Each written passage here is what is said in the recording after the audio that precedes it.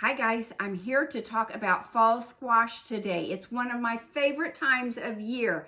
We know that as the temperatures get cooler, our clothes change, the leaves change, and even our produce changes a little bit. So let me tell you about what's happening at our house today. We have been working on fall squash.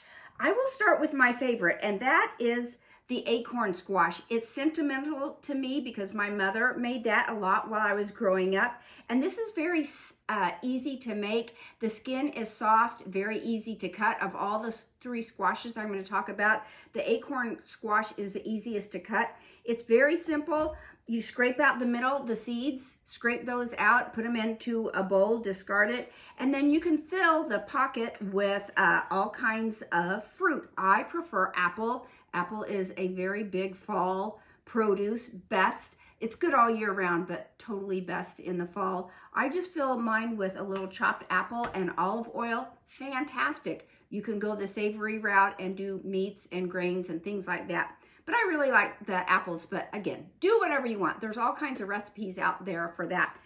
Next is the butternut squash. This is what it looks like when it's cut in half. And again, you just scrape the seeds out of the middle.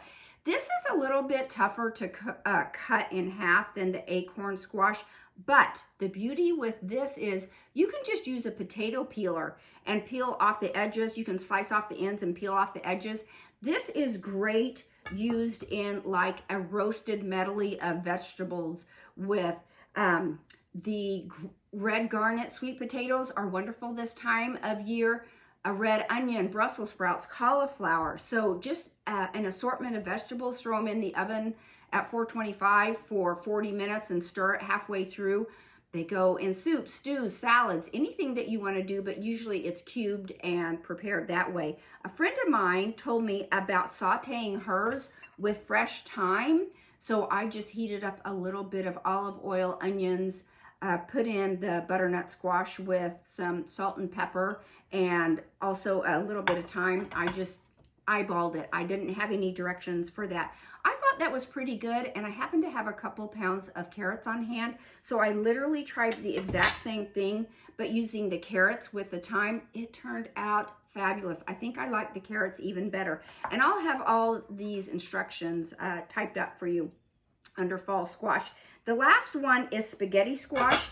That's what this looks like on the middle. Again, you just scrape these seeds out. You flip it upside down. You can oil the outside and you bake it face down in the oven at like 425 for about 50 minutes. And this is what it comes out looking like.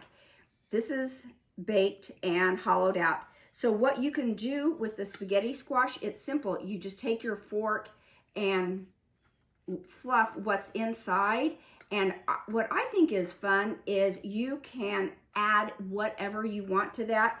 You can do a Thai theme, a Chinese theme, a Mexican theme, or my favorite, of course, is homemade pasta sauce. Yesterday, I took several hours and I made my homemade red pasta sauce. I cannot wait to share that recipe with you. It's like 4 pounds of tomatoes cut up and simmered over a couple of hours with a little olive oil and onion. And my secret is 2 tablespoons of balsamic vinegar. Again, I'll put that in there, but it's so delicious. So if you want to do something fun for your family, you can just serve the toppings right on top of your spaghetti squash, and they'll think it's so fun just to do that and set it down. You can get the kids involved with that if you like. I ended up adding a hamburger and mushroom to my spaghetti sauce, but look how fun that is. Wouldn't they like something different like that? So these are my ideas for my fall squash. I hope you try something new with the change of season. It's always fun to add a little new produce to your family's repertoire. So enjoy the day, and if you have a favorite fall dish, share it with me. I'd love to share it with others. But most of all, thanks so much, guys. Bye-bye.